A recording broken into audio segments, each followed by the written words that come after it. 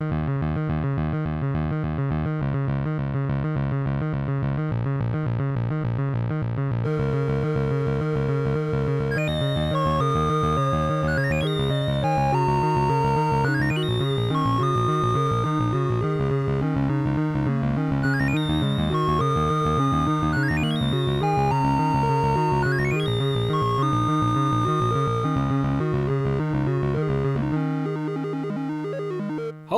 and welcome to the Large and Unnecessary First Player Token podcast. This is episode 98. My name is Chris. My name is David. My name is Pawel. Hello. How are we today? Oh, I'm good. Episode 98. Wow. This is the last video games episode before episode 100. The episode 100 spectacular. Oh, it has a subtitle already. That's brilliant. Are you gonna try and not make it spectacular, Pawel? No. I think we should. I don't at want least your attitude. Aim at that. No. I'm sure it's gonna. In fact, I think it's gonna be awesome. Should be. Yeah.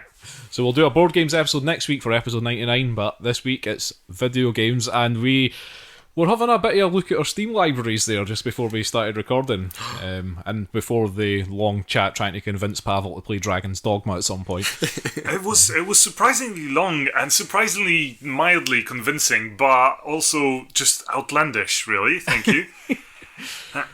Okay, so we're looking at the Steam libraries, and we've just decided to sort them by playtime, just for some shits and giggles. So, Pawel, do you want to tell us what your top 3 most played games are and your averages? Now, this is eye-opening, and I did not expect this, and I don't know what to make of it, because it's mostly what I thought it should be, which is RTSs and isometric RPGs, because that's the sort of person I am. But my first one is EVE Online, and I don't really know what to say about this, apart from the fact that I'm now feeling compelled to review EVE Online, which I will endeavour to make the worst review of a video game ever attempted.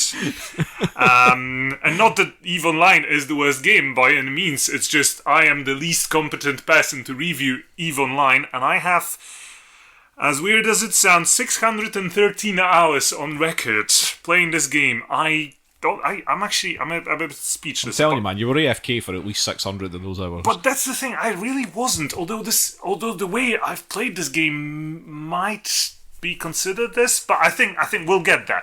But yeah, so EVE Online, my goodness, I really We'll come back to EVE Online in a few minutes. Apart from this, obviously Pillars of Eternity, because it's an isometric RPG, and that's pretty much the best brand of games there is. And Shadowrun Hong Kong Extended Edition, so another isometric RPG. That's a weird game to have up there. Is that an actual game? What? Oh, yeah. Shadowrun Hong Kong, obviously. Shadowrun Hong Kong Extended Edition. Well, yeah. It's brilliant. Hairbrained released a couple of different Shadowrun games. They are pretty good games. I know what Shadowrun is, but it sounds like a racing car game. Well, okay, well, yeah. So that's the 3 I Time have. bonus! Is That's your top 3? Well, I've got a lot of more. Is there any honourable mentions on there? I've got more isometric RPGs there, more Shadowrun, more Pillars of Eternity of various kinds. I've got Total War Shogun 2, and essentially my first 10 games are all about RTSs and isometric RPGs, and yeah, that's the way it should be. EVE Online, no idea what's that doing here. Well, like I say, we'll come back to EVE Online because you're going to actually talk about it in this episode. I have to now, yes. But we now feel we'll have to go through everybody else's Steam libraries here. So, Dave, I've got yours up here. Yeah. And you know what number 1 game is. You know. Go ahead, admit it. Well, unfortunately, my number 1 played game on Steam is what I refer to, and Chris, as Russian nuclear fission.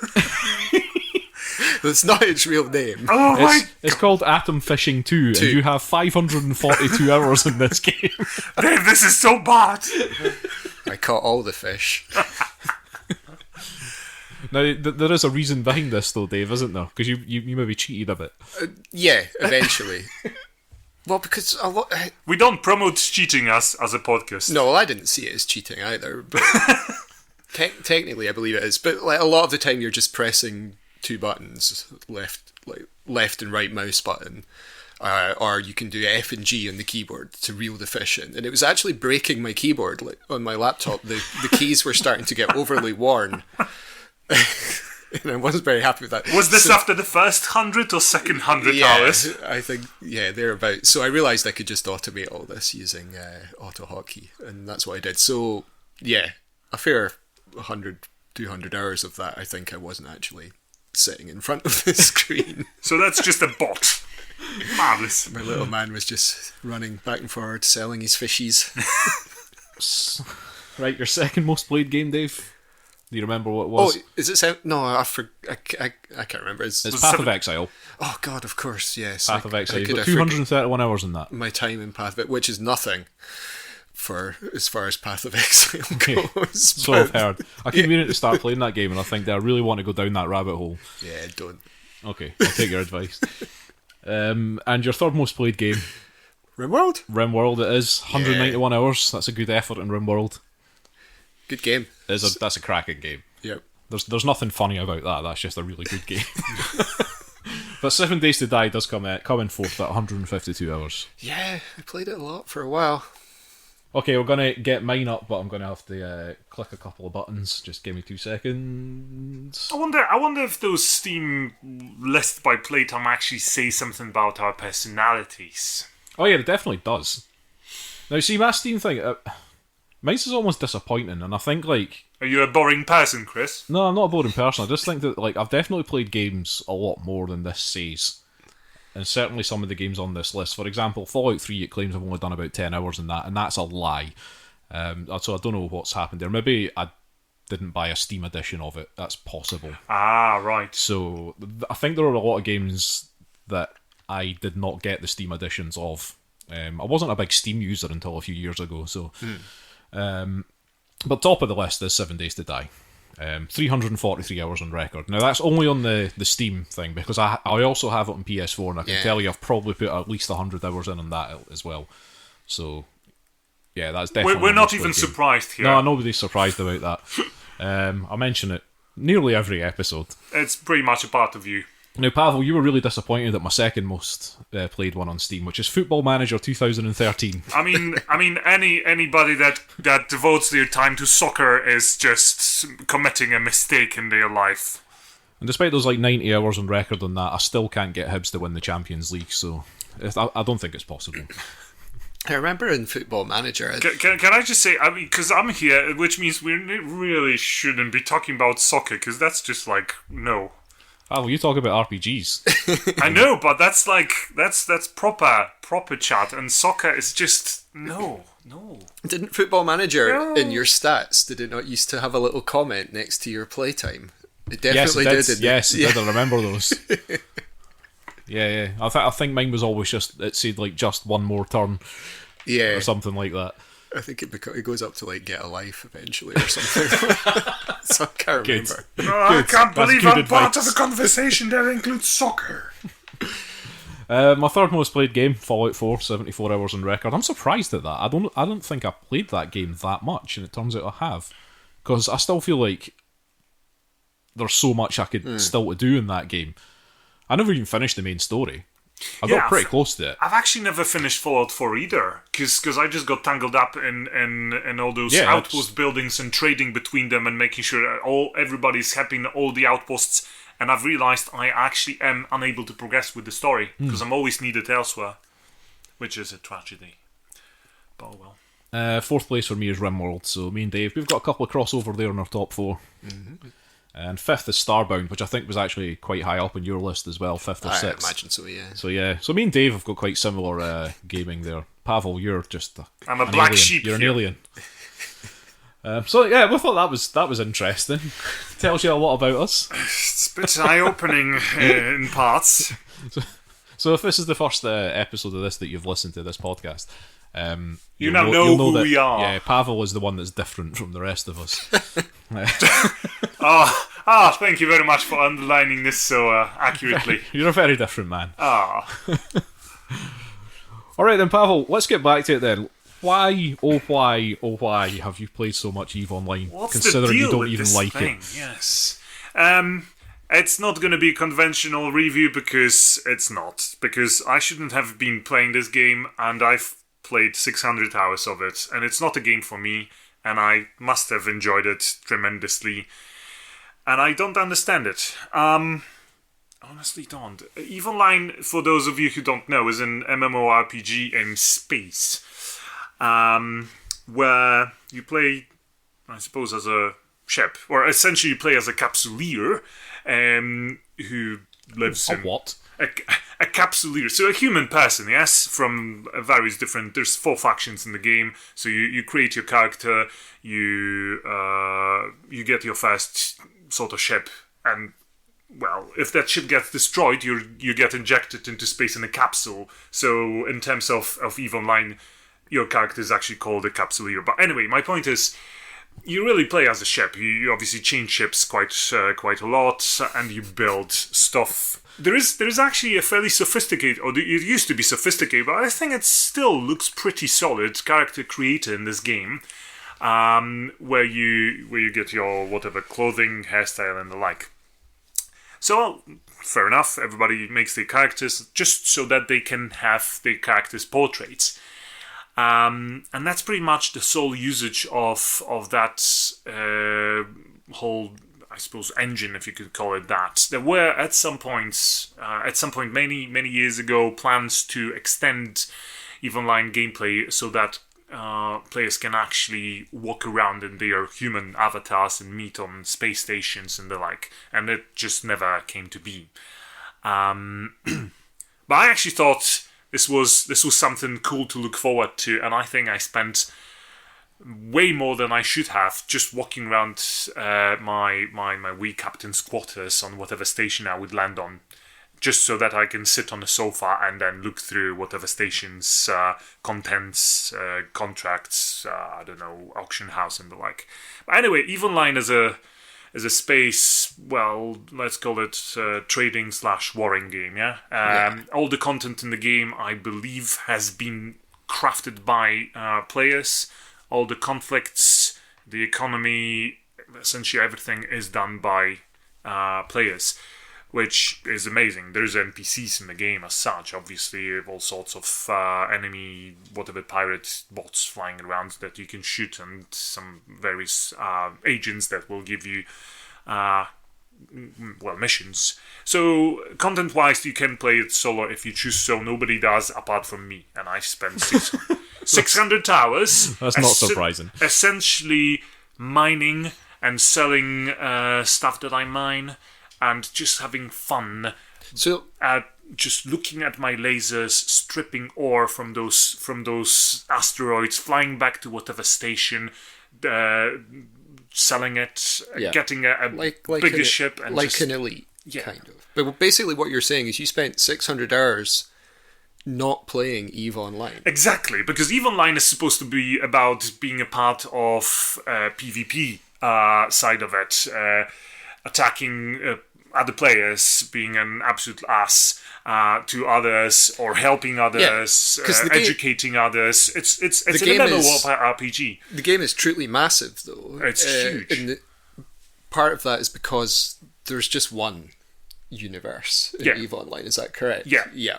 So, and it's quite an achievement. And after more than a decade, this game is solid. It's still expanding. It's really impressive. And you, think about the galaxy that you can traverse as a web of I suppose navigation. I don't know, lines. Let's call them. Yes, you jump from one gate to another, and that's how you fly over longer distances. And once you jump into whatever star system, then you, I suppose, just warp around slightly slower. Yeah, fair enough. What I'm aiming at is every star system will have different security level, let's call it. I can't remember what's the actual name for it, and depending on if it's a positive security level, then you're protected by NPC powerful ships guarding the star system. You're relatively safe. PvP is never off in this game, but it's such a vast universe. If you stick to safe areas, which nobody ever does, apart from me, then you're safe. Nobody, as in players, will not attack you. I've been maybe a few times in dangerous areas in this game. As in dangerous, when I say dangerous, I mean actual players might be there and might try to stop you. Oh my goodness. And it was actually terrifying because the other players can be so much better equipped and so much more knowledgeable about this game. This game has a huge learning curve, or at least it used to. I'm guessing that you're more terrified of the idea of them interacting with you. Oh, you know what? They're trying to start a conversation, saying hello. It's not...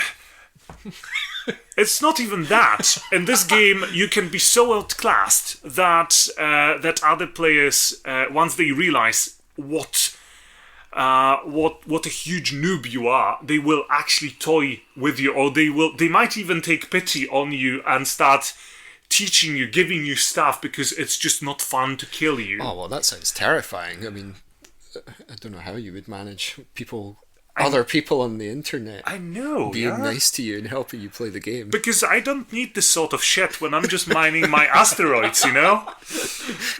I should mention that I play like World of Warcraft and Destiny and other such games without interacting with others, because the fact that other people feature in my games is just a travesty. And I'm not even getting the newest Fallout because it's just multiplayer. Would you not enjoy Baron's chat in World of Warcraft? I'm aware of it, but please be aware that all my channels are switched off when I play World of Warcraft. Trade channel, local defense channel, all the channels. Pawel, you have to get the latest Fallout.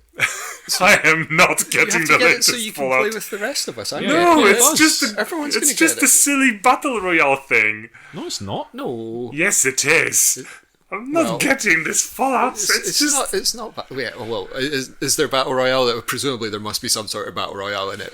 I think Pawel's making stuff up, but I can't confirm this. It is the year of battle royale, but I think there is a. How can you have a Fallout game without NPCs?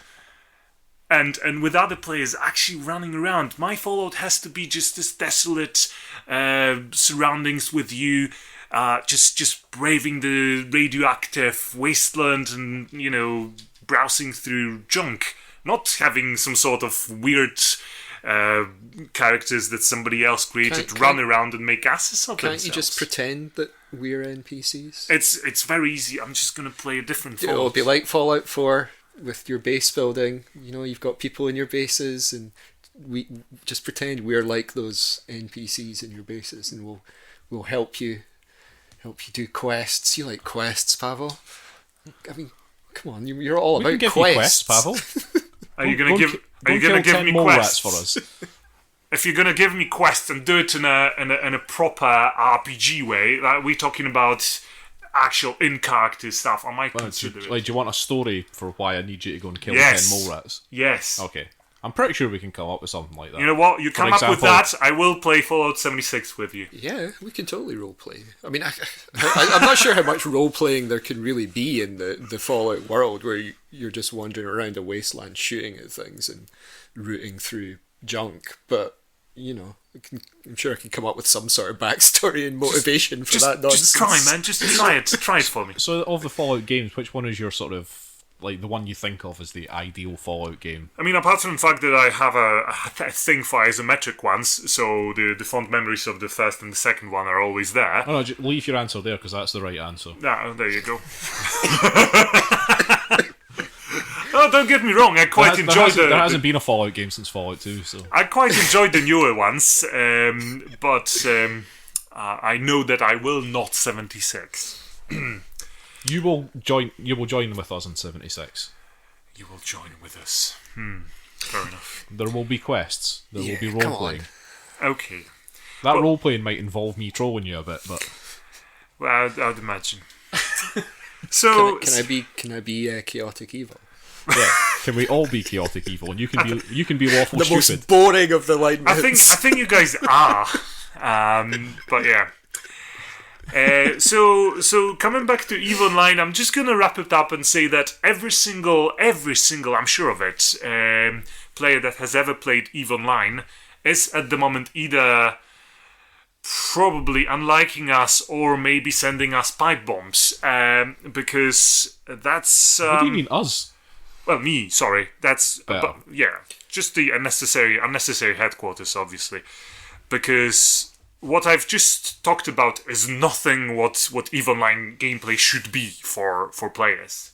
And it's just I've cut out my own ambient sort of relaxing. Let's just mine some asteroid stuff. Let's maybe fly around and shoot some NPCs sort of gameplay, which this game is not supposed to even be about. And I've done it for 600 hours. I can't believe it.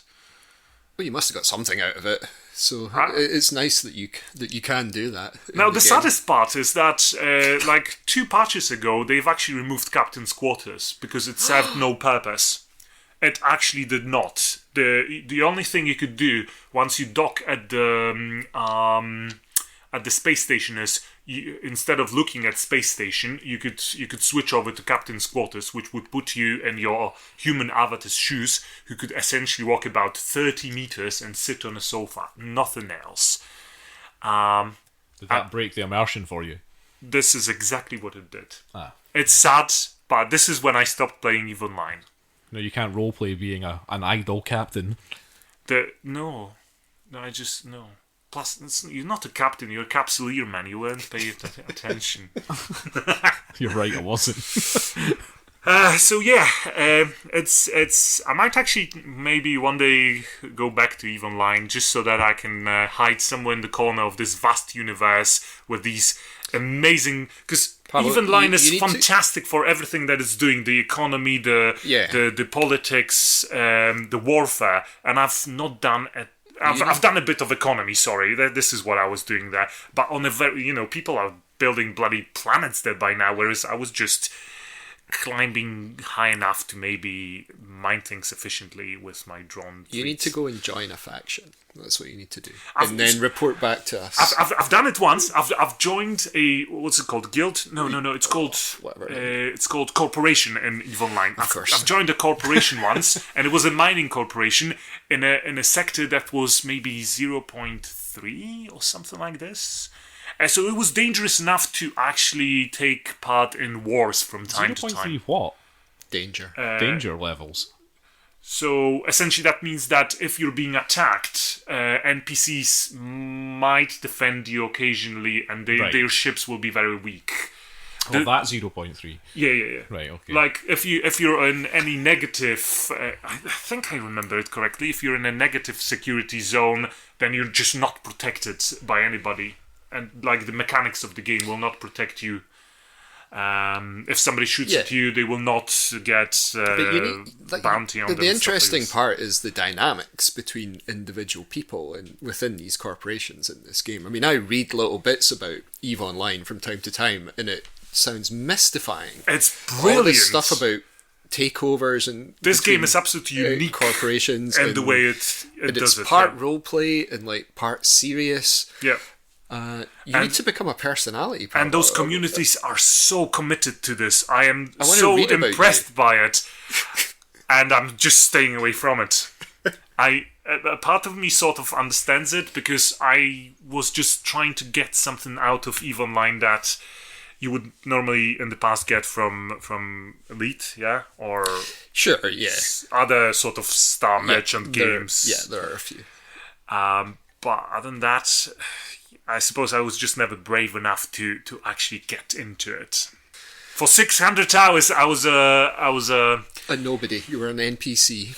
Yeah. This is amazing.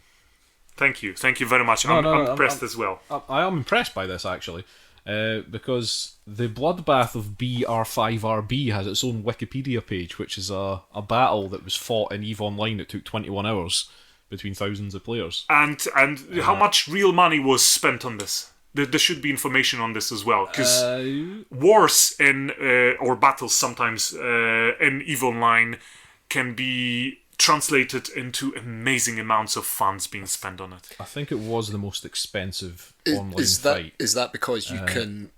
because there's a monetary value for the EVE Online currency? There is subscription, as in you subscribe to this game. It's not free to play. You pay monthly, but you can buy your monthly subscription with in-game money. So is the in-game money called ISK? Yeah. Right, okay, so An estimated 11 trillion ISK in Holy assets was shit. lost during the battle. Estimated the battle cost 300,000 to 330,000 US dollars in real money. Yep, there you go. So my character is maybe worth maybe 10 million ISK. Sorry, I'm laughing. The belligerence in this fight.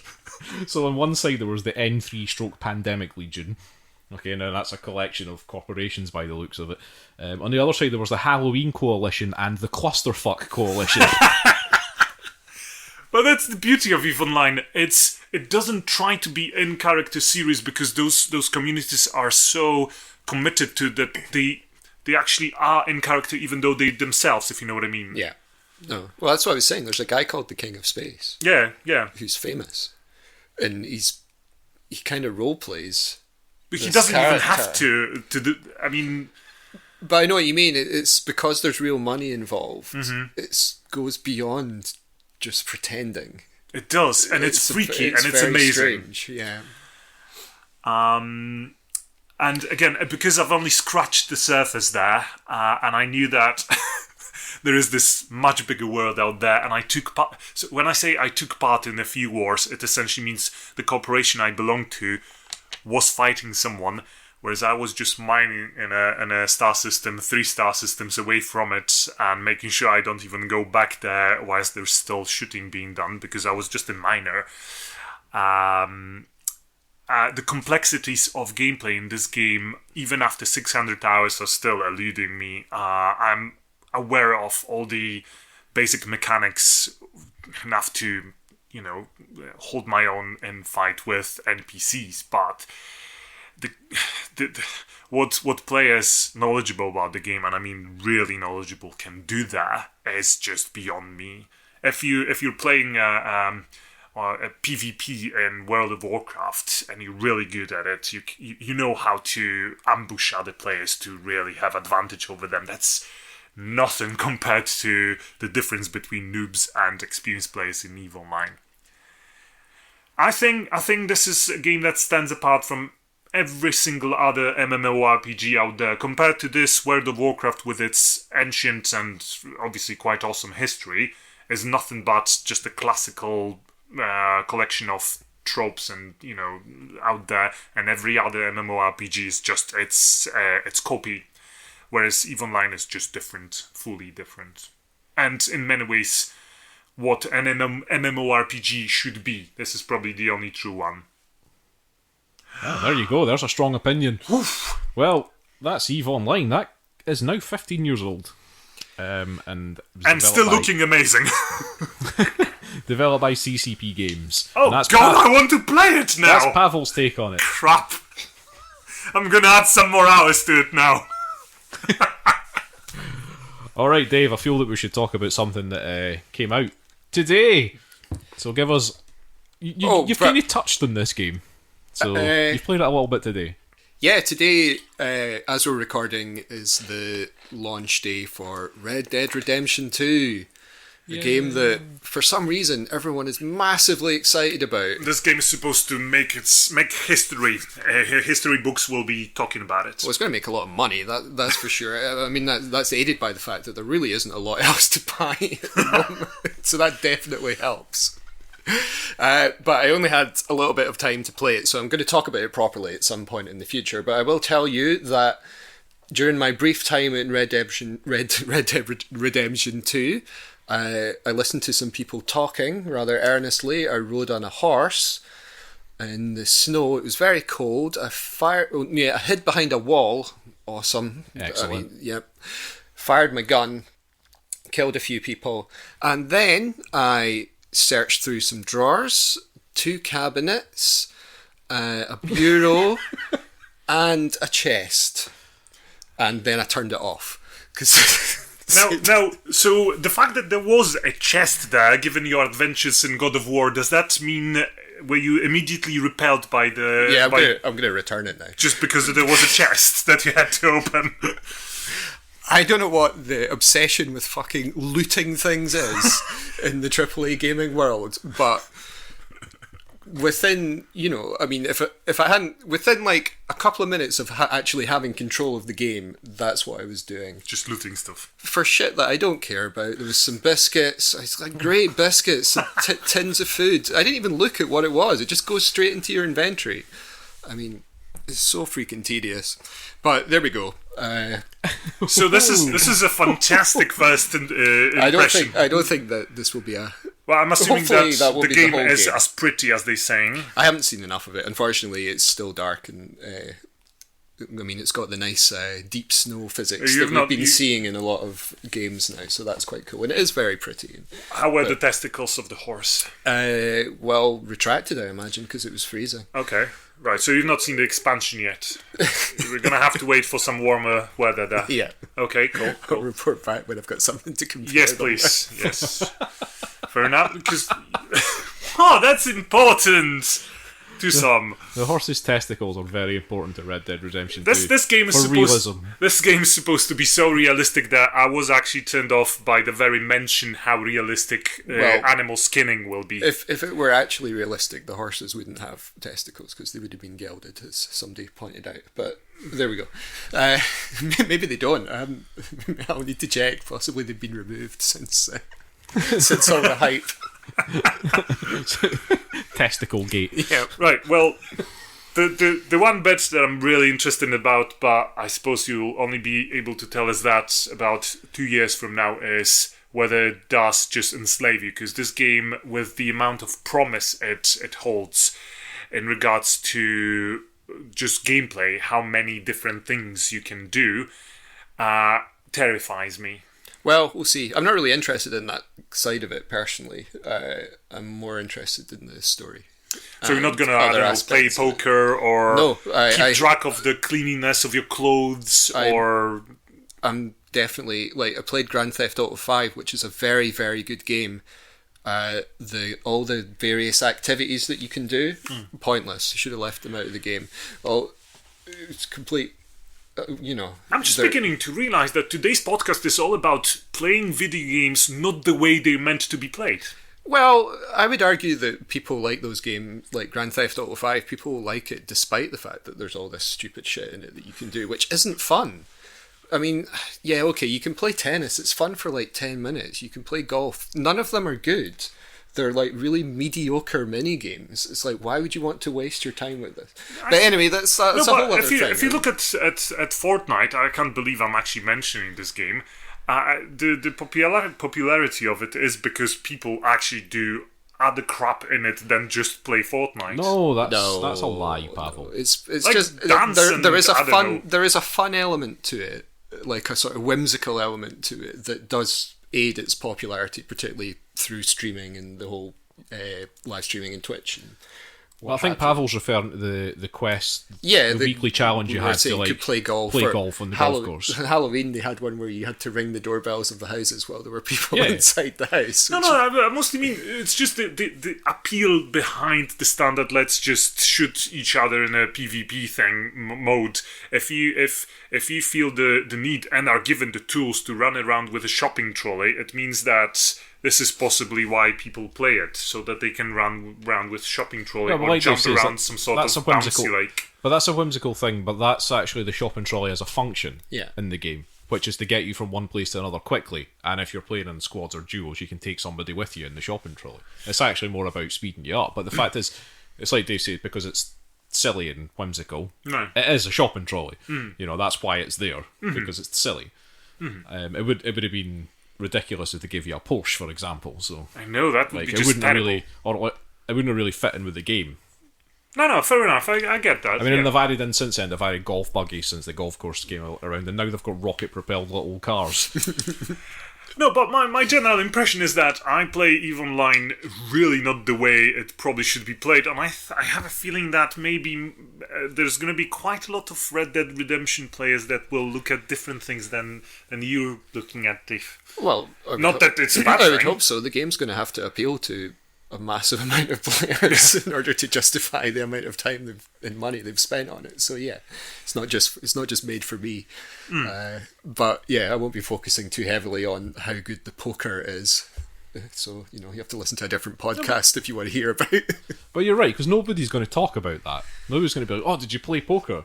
But, nobody's going to say that's a great part of the game. But you're right, David. They're little things that add in. They're completely unnecessary. Yeah. Some people do. Like, I mean, in the first Red Dead Redemption, I did sit and play poker for a while, but that was mainly because I wanted money. I mean, you can argue they add to the immersion of the open world. Well, exactly. Which is fine. But if you're playing Witcher and it starts to rain and suddenly NPCs in the village you're walking through are all like they don't want to get wet and they're running back to their hovels, that this is immersion. If you're what's the name of the protagonist? Arthur somebody? The cowboy in the newest Red Dead Redemption. yeah, Morgan.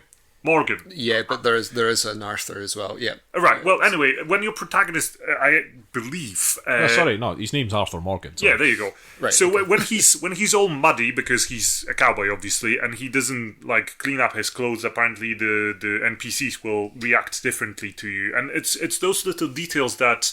yeah, that's different though. Yeah. That's different from being able to like play golf or whatever the Western equivalent is. Like pitching horseshoes is an example of stupid bullshit. It's like that's a very Rockstar thing, I think, as well. They did that in a lot of their games. Yeah. Like, just being able to play these stupid little side games is I think they definitely took a it. To Rockstar me, I thing. think they took it too far. But I mean, it is immersion. It's like you can ride on the roller coasters in Grand Theft Auto 5, and it serves no purpose.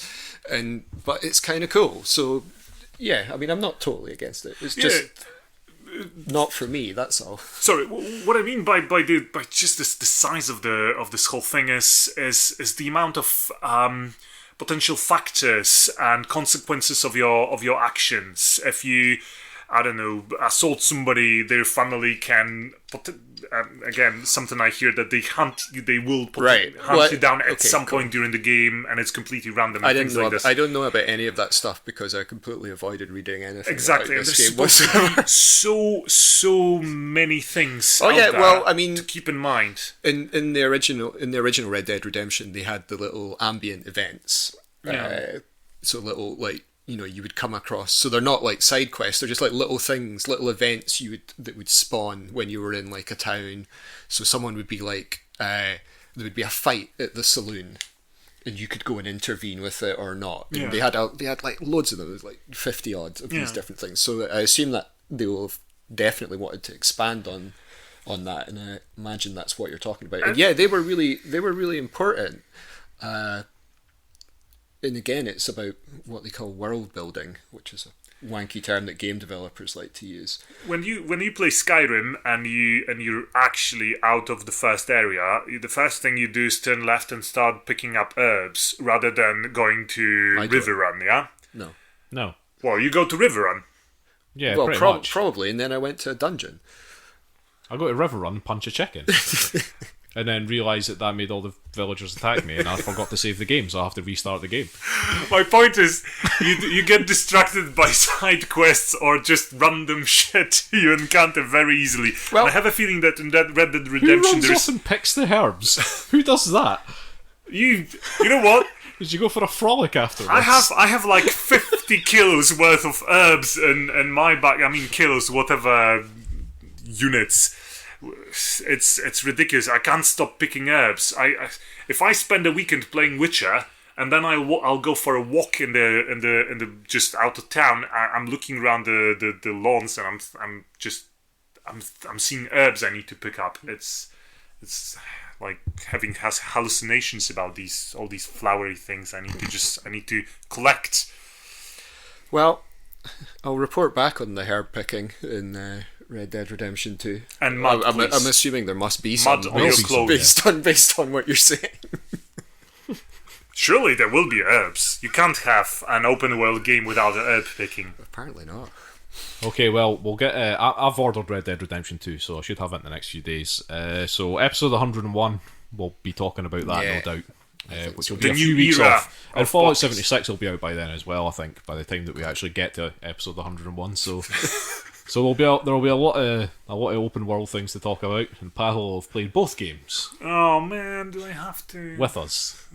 So there is an online multiplayer Red Dead Redemption thing coming as well.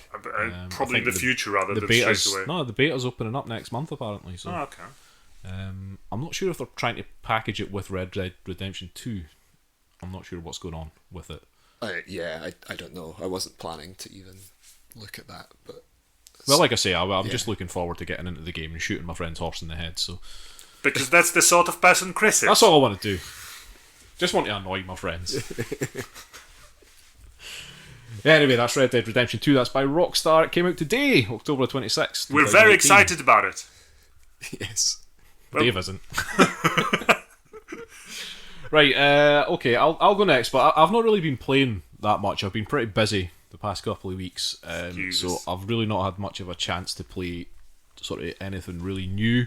I did play a bit more Pathfinder Kingmaker. I've not really got too much to add about that though at the moment, because I've still not got to the sort of kingdom building part of it. So you're still underwhelmed? Still, I mean, it's a playable game. I'm still enjoying it. I've got to a point where I told you about the little gnome bastard, the little wizard guy who takes a different squad, and he stole the cleric off me. I managed to confront the little gnome at some point, and I got the cleric off him. I managed to convince the cleric to come with me, so now I've got the cleric on my side, and he's very depressed. God, that's a depressed cleric. Like he's a follower of I can't remember the exact thing, but it's like a god of like basically. I don't know if it's death. It's almost like a god of nothingness, or just like, and he's just so depressed because he's basically like, oh yeah, we live, we die, that's it. That's a fantastic religion. I'm sure it sells well. But you know what? He heals me in a fight, and that's all I ask. Even though it's pointless, yeah. Yeah, even though it's pointless to heal people for him. But that's kind of strange that this is his profession. But yeah, so I still kind of dabbling with that. Other thing, right? I have a question for you, Pawel, which is Shenmue related, because I've played a bit more of the Shenmue PS4. Oh, yeah. So, see in Shenmue 1, do you remember sneaking into warehouse number 8 at night? I think I do. Do you remember, like, getting caught? I vaguely. Right, because I don't know. I mean, please, if somebody's listening to this, correct me if I'm wrong. But I think when I originally played it on the Dreamcast, if you get caught, you're told you have to come back the next night, basically, or like, Rio says, I'll have to come back tomorrow night. And I'm pretty sure that you had to go back and play through an entire day, just like pissing about, and then go back to the warehouse at night. That sounds because that's very Shenmue-ish. Like, there was a lot of stuff in Shenmue where it was like you can't do it until a certain time of the day, and if that time of the day's passed, you have to come back the next day and do it. I can't trust my memory fully, but what you've just said sounds right. So I think, right, again, correct me if I'm wrong, anybody listening, but I got caught trying to get into warehouse number 8, and all that happened was that Rio said, I'll need to come back tomorrow night, and then it just skipped to the next night straight away, and I got to try and sneak back in again straight away, and I lost 4 nights to this.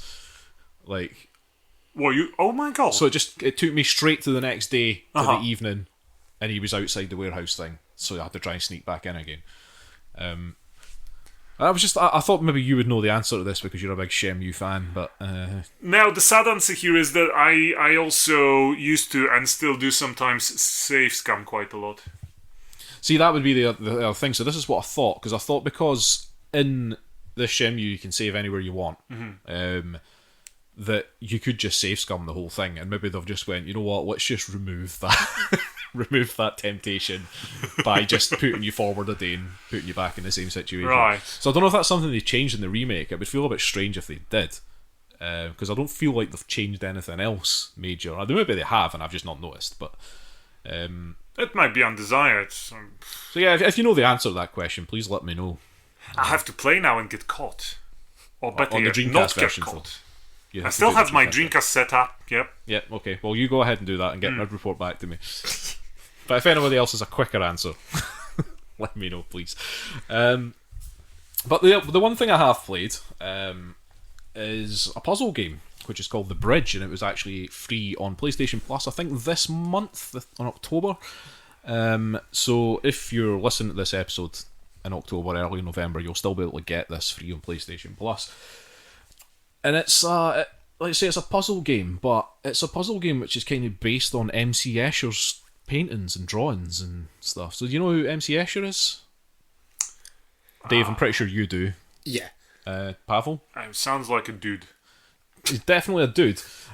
So he drew all these like weird perspective things. So like staircases that constantly go up but go around in a spiral and join onto each other. Alright, gotcha, yeah. All those things. Yep.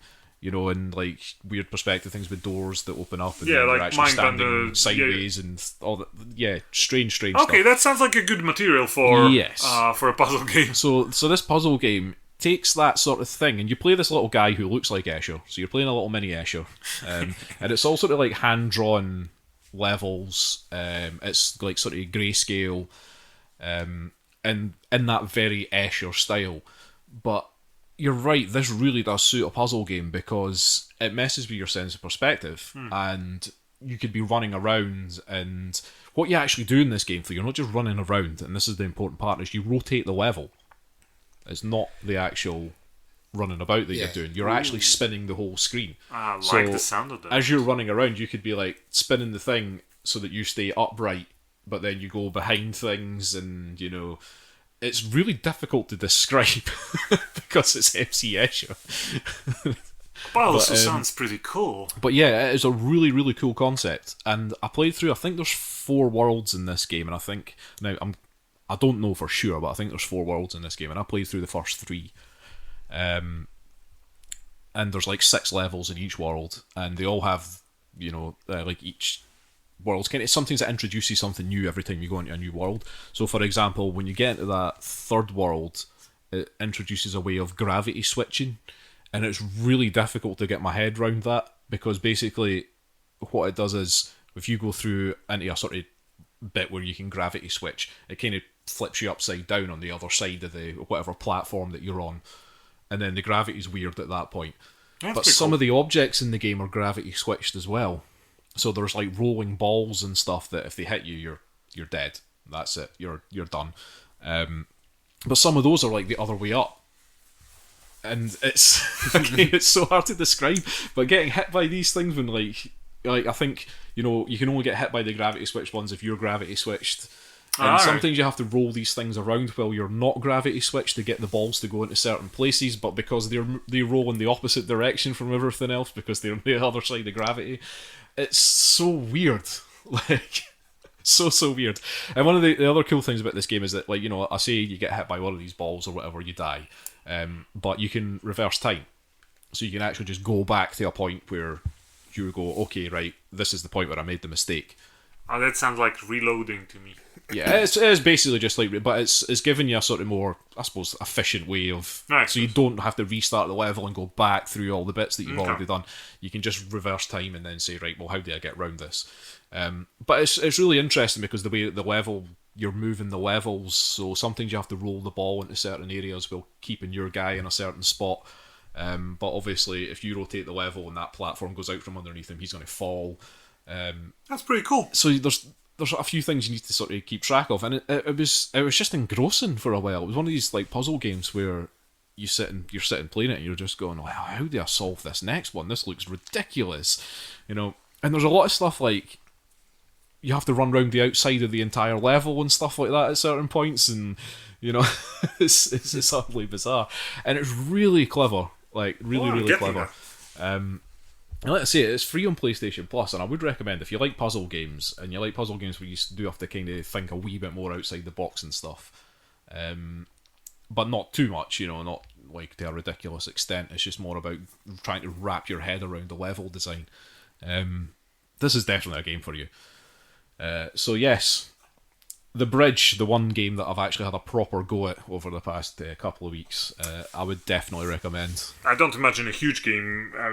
It's not, like I say, it's not big. I mean, I played through those first 3 worlds. There's maybe a couple of levels where I got really stuck and kind of spent a bit longer on, but I think I maybe played it for like an hour and a half to 2 hours just to get through those first 3 worlds. Probably not even that long, actually. Yeah. But it's really good. You should grab it and play it, give it a go, because like it's gorgeous. Like the artwork in it is amazing, and even though it's sort of in grayscale, it definitely looks like an Escher drawing. I am getting it. So yes, very very good. Gonna keep me away from Evil Line. Something tells me nothing's going to keep you away from that now. So yes, that is The Bridge, which originally came out in 2013 actually, so it's actually a few years old. And that was on Microsoft Windows. And But it's out on like various platforms now, so like Xbox, Linux, OS X, Android, Amazon Fire TV have it, Xbox One, PlayStation 3, PlayStation 4, PlayStation Vita, the Wii U, the Nintendo Switch, out on loads of different platforms. So it's there, and that is developed by the Quantum Astrophysicists Guild. Whoever came up with that. Well, just honourable mention. It was designed, programmed by Ty Taylor, and also designed, and the artwork is by Mario Castaneda. And props to him for that artwork. That's excellent. Looking forward to that. Right, Dave, you want to talk about an older game, I believe? Yeah. Well, while I was waiting for Red Dead Redemption to get delivered, I went back and did my own retro games book club, because Pawel's kind of sabotaged the one that we had before. No, I've not. So basically, I've taken to just doing it myself. I'm going to do a new theme tune. It's going to be like the old theme tune, but with all your bits removed. Oh no! No, I mean, I've gone back to the year 2000. And I've been playing a game on the PlayStation 2 called Ring of Red, which is a particular favourite of mine that I go back to and play every so often. I can't bloody even believe that year 2000 is considered retro. That's just... Well, maybe stretching it a little bit. It's a strategy game, I guess. It's set in 1964 in a kind of alternate history where after World War II, Japan, rather than being completely invaded by the US, it was kind of partitioned between the US in the southern half and Russia, communist Russia in the north. So that's an interesting premise. A little bit like Korea. Yeah. Well, basically just like Korea. And then the history goes that there was a war, a Japanese war, kind of an analogue to the Korean War, and the game takes place after this, where there's this sort of uneasy partition situation between the two, this uneasy kind of peace. It's presented in a kind of JRPG style, in the sense that it's got those little 2D character portraits that they have for each of the characters, and when they talk, the text goes along on the screen. There's no voice acting in it. There's a sort of typical kind of JRPG style cast of characters, except it's toned with this World War II diesel punk kind of aesthetic. So now we're talking. Well, Pawel's smiling. It's a little bit different because the cast of I forgot to mention, the cast of characters are all pilots of walking tanks. Because this is one of the developments in this alternate timeline. After World War II, the Germans were working on these walking tanks, which were then used in this Japanese war, where they excelled because of the rough and rocky terrain. So they say. It's nonsense. But anyway, it's just an excuse for having these very old school looking walking things. They're not like your Gundams or your Armored Core, where they're like, there's no flying around in the sky with laser lances. That's good, because that's lame. We need proper down to earth. They're properly chunky. They look like old school tanks with lots of armor plating, and they chug along. They have like a little engine at the back, a diesel engine that sort of vibrates away while they're going, and everything is very slow and deliberate when they move. There is as I said, there's a kind of story. I've never been able to get very far in this game because I just keep going back and starting it from the beginning. So I can't really tell you exactly what happens. It's not super engaging, but it doesn't matter because it's just all about for me, the tactics and strategy side, and it's mission based. The story is just a wrapper to join these various missions together. And the way they work is there's kind of two aspects to them. Part of it is a turn-based section, which is just a little map where you move your little AFWs, your armoured fighting walkers, about on the map, and they can capture villages. They can heal themselves, and they can attack other walkers that are the enemy ones from North Japan, because you're the South Japanese forces in this one. And once you actually go to attack an enemy walker, that's when the game changes into this very unusual real-time section. And it's not like any other game I've ever played. It essentially takes place in one dimension. So you've got your walker. No, I mean, it's a 3D game. And, Yeah. but you've got your walker and it's facing off against a single enemy walker. And you can move, but your movement is either walking towards them, so you get closer to each other, or away from them, walking backwards, so that you get further apart, or you can stay still as well. And that's one of the things you can do, is you can engage the drive on your walker, and it makes a very satisfying clunk when you push the D-pad up and it goes ka-junk. Because everything in this game goes like clunk, ka-junk, and it goes junk, junk, junk. It's all noises like this the whole time. Excellent. And you've got this sort of distance mechanic between the two of you, and then all the while your main gun, because every walker has this massive cannon on it of some sort, is being readied. So there's a little timer or a dial, sort of old school analog dial ticking away. And then once that gets to the top, your gun's ready, and then you can take aim. You can't fire it yet. You go into the aiming section. So you're like, okay, I'm going to aim my gun. And it goes to a sort of targeting reticule, like you're looking through an optic or an aiming thing. And it looks like you're aiming, but you're not. Not manually. All that's happening is there's like a percentage chance that you can hit, and it'll start quite low and it goes up the longer you wait. So even though you're looking down the barrel of this gun and it's sort of waving around and you can see the enemy mech off in the distance, it doesn't really matter at what point you choose to fire where the little crosshair is exactly pointing, because that's not what it's about. It's just about this percentage. And it's a kind of push your luck thing, because you're waiting, it goes up, but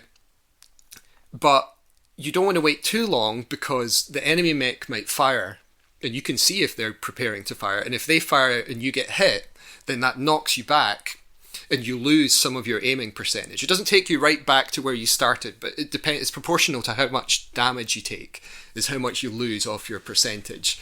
And that's kind of how it works. That's the core of the combat between the two. And you're basically trading shots, hits and misses. Each mech has like health.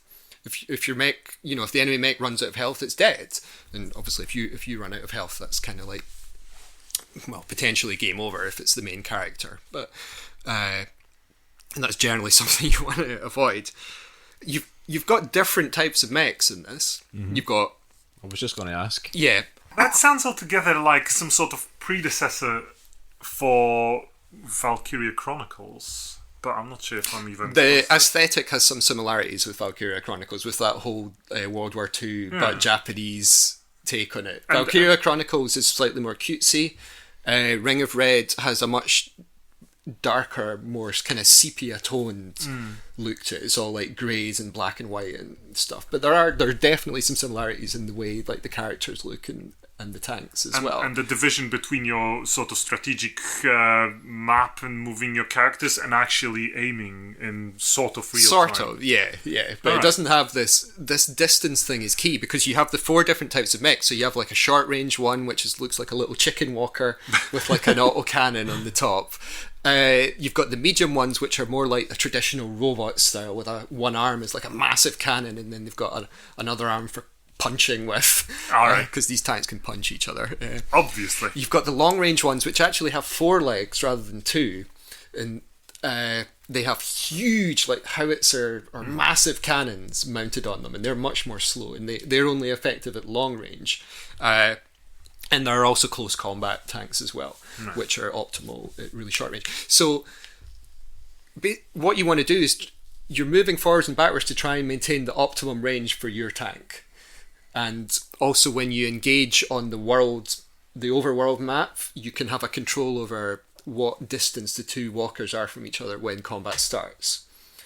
So this distance control is a crucial part of it. Yeah, like if you're a long range tank, and someone engages you at short range, that's a really bad thing because you're really inaccurate at short range. So you're immediately going to start walking backwards.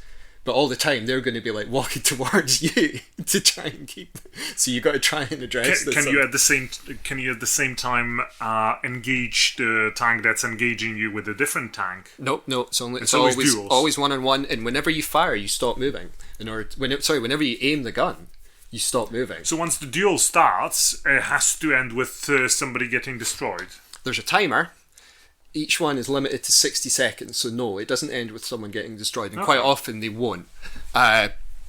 So time management is a part of it as well, because you've got this whole aiming thing. You've got to keep an eye on that timer the whole time and try and get in as many shots. But also you can escape by walking backwards. If you walk backwards far enough, you can run away, and sometimes you want to do that if it's like an optimal matchup. Mm-hmm. So you've got this whole system that's really, really basic sounding, and if that was all there was to this game, it would be not very good, because there's just not enough there. But what makes it amazing is, in addition to your tanks, you have troops. And this is the best bit of it. It's what makes this game are your little soldiers that accompany your armoured walker. You have 3 little squads. One of them will be the crew for the walker, and then the other 2 are to the left and the right on the ground, and they like accompany it during the battles. Some sort of infantry, or you get different types. There's like 5 different types. You can have basic infantry, and they're optimized for shooting the opposing tank's troops, because your opponents will have their own little squads of troops as well. You have scouts who make your aiming a bit more accurate. Mechanics who are repairing you. No, you would think so, but they're more like battlefield engineers. All right, building mines. Yeah. I mean, you don't actually build bridges, but that kind of idea. Yep. Supplies who are more like the mechanics. Okay. They make your mech or your walker more efficient, just in its aiming time and how fast it moves, things like that. And you also have medics, and the medics help heal the other troops, because the troops get damaged during the battle. They have skills in addition to their basic abilities. So do those troops shoot at each other, or is it just the mechs? They do. This is the thing. You can. One of the other things you can do during the battle is send the troops can either be at the rear, where they're relatively safe in the rear guard, or they can be in the vanguard, which means you push them forward. So one or both of your squads can go forwards, and if they're anti-infantry, they'll engage the other team's infantry if they're in the automatically. If they're in the vanguard, you just send them forward, and then they start firing. Gotcha. If they're anti-mech, they'll start shooting the enemy mech. I forgot to write down. There's a six type who are like anti. They're called shooters, but they're like shooter. But they've got like rocket launcher or bazooka type things, and they fire those at the enemy mech. Okay. Yeah, half of them fire at the enemy infantry. If the enemy infantry are forward, because they move, the enemy that you're up against moves their infantry forwards and backwards during the battle as well. Mm-hmm. Because you want to move them back, because they can't take damage there, so that if they're getting really heavily damaged, that will help save them. But it also recharges their skills. And they have all these different skills they can use as well. Like the guys with the rocket launchers there's one called Charge Shot, which is good when you're really close. They'll run forward with their rocket launcher, and it does a little animation. And they say like a stupid thing that's badly translated from Japanese. Oh, it's one of those games, of course. And then they run forward and fire the rocket launcher like straight into the face of the enemy mech. The mechanics can lay mines. The supply dudes can repair. There's loads of them. There's all sorts of different shells they can use. Oh yeah, the crew. There's special shells. If your little troop that's crewing has a special shell ability, like there's one that lights up the sky at night time because there's a day-night cycle, and there's lower accuracy at night unless it's lit up. There's loads of stuff you can do with them, and they absolutely make this game, because first of all, there's just more going on while you're doing the battle, because you're moving forwards, backwards, aiming your gun. There's special abilities you can use for your pilot as well, and you've got to think about moving your troops backwards and forwards. It all gets interrupted by the various animations as well, so you've got to think about that. You can't do anything while a little animation is taking place, so that you've got to look at the timer because that right, can really mess you up if you're right at the end and then it suddenly plays a little animation and you don't get your final shot out. In between the battles, you're tuning the assignments of these squads to the mechs. You get new ones. You kind of rescue them from the overworld. If you go and take over villages or towns, you get new troops, better ones, and you try and make little sets of 3 that work well together with each other because they can interact with each other and they benefit. Like different mechs, you want like long range ones, you want a different set of troops from the short range ones, and it's just really cool. And the thing that's best about it is I love the little soldiers, just because they're so awesome. They just sound like the crew. Your squad that you have as a crew, they ride on the back of the mech. They're not inside it. They're on a little platform on the back, and you see them up there while you're fighting. And they're like, if they've got their little guns, they're just going like pew pew, even though it's not doing anything because they're just on the back of your mech. But you still see them like firing their pistols and they like run around, firing their rocket launchers. It does sound like they add a lot of variety to your tactics. They're so cute, and like. You don't, like, if they die, they're gone as well. If a unit gets wiped up, that's a tragedy. So, like, I really feel for them as well. Do they gain experience and stuff? Not in this game. Weirdly, they don't. You would think they would. Or at least, I don't think they do. But I see them, like, taking damage as well. I feel really bad. If they're up front, and I'm like, come on, guys, let's go. And then the enemy's got, like, infantry, and it's doing, like, really heavy damage to them. And then I feel really guilty about it. Like, no, I'm a little man. So is there an actual some sort of chapter, some sort of story structure to your missions? Yeah, it's just there's a story. You do a mission, you get a little bit of chat about whatever nonsense is going on. The North Japanese have stolen an experimental walker. They've run off with it, and you're chasing off behind. You've gone beyond the perimeter, beyond the boundary, into North Japan, where you're not supposed to be, to try and recover the stolen walker. But it's just a way to give you different missions. There's various objectives, there's time limits and so on. I mean, it's so unique. They've never played a game that's like this in the sort of the real time battle phase. There's nothing like this that I've ever seen. Well, I've never heard of this game. This sounds long time amazing. ago. It was a very early game for PlayStation 2. Right. And it's so slow. This is the other thing. Like, it's super ponderous. Everything is like ka-chunk, ka-chunk, and like you've got all these freaking animations playing. If your mech gets hit by a shell, it like staggers backwards and then like kind of gains its composure and goes back to what it was doing again. That's the diesel punk aesthetics for you, man. It takes freaking ages. You've got to be patient to play this. This is not a game for people who just want stuff bam, bam, bam to happen. No, everything has an animation in this game. For somebody who spent 500 hours fishing, I'm sure that you can make it. Yeah, and I mean there is a wee bit of depth to it. Like the different squads that you add to your mechs, they change the properties of the mech on both the overworld, in terms of how far it can move, how far it can see, and the actual the real time section as well, in terms of how quickly the gun aims, how quickly it'll walk, which is quite surprising. I thought. I mean, I think I only found out relatively recently that was the case. And apart from like augmenting your tactics with different soldier squads, I'm assuming you can also refit or in some other way change your mechs. Nope, that's it. So you have I've told you 100. types. I've told you everything about it. That's 100% it. So in a way, it's quite simple, and that's what I'm saying. It's all about the soldiers. That's for me anyway. Mm-hmm. I mean, it's possible more. I've never got very far in this game because it's so slow, and this is like the 4th time I've started it. So it's possible more comes along down the line, but you have to be very patient if you want to see it. I'll probably have a look because it sounds curious. And it does slightly remind me of Valkyrie Chronicles in terms of the theme. If you watch a video of the combat, you'll see it. You'll see it straight away. Dave, you've told him off for watching videos. I've been told by someone that I mustn't watch videos of gameplay because that's just wrong. Well, that sounds fun, Dave. Yeah. Are you actually playing this on your PlayStation 2 then? I'm playing it on an emulator, but I still have my copy. I still have my PlayStation 2 as well. But I don't have a TV that I can connect my PlayStation 2. There's that problem, isn't there? So, There's that problem. I also have my PlayStation 2, and I have a highly priced collection of Japanese horror games. Beautiful stuff. Thanks, Pawel. Sorry. Okay, Nostalgia. that's we need to wrap up now. So that's Ring of Red, which is by Konami. Yep, Konami. And apparently the battle system and world design was designed by someone called Yukio Futatsugi.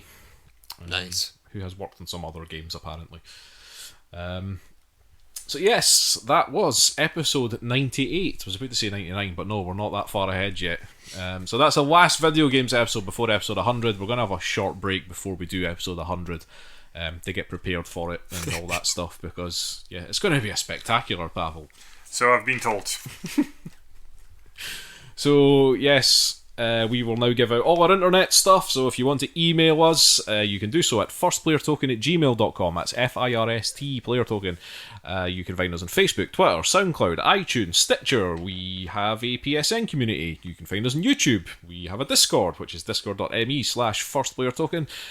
So all of that is FIRST player token. The exception being Twitter and Twitch, which we also have, which is 1ST player token. Once player token. Thank you, Dave. That was faster this time. Slightly robotic, but who am I to... Not as robotic as last week. Last week was the most robotic I've heard him say. First player token. Once player token. Sorry, once player Oh, token. you're bad at this. Well, that's not my bit. Okay, I say first. Yeah, you don't do that. Yeah. I don't do that bit. So, yes, once player token. And we are part of the Podnose network. The UK's leading entertainment podcast network. Well, that's so good, Dave. You're going to put Euan out of a job here. So yes, if you want to go to podnose.com, you can find a large network of podcasts there, of which we are a part of, and they're all pretty good. Better than us. What? But we're the only gaming one, so, we've got So that we monopoly win. still.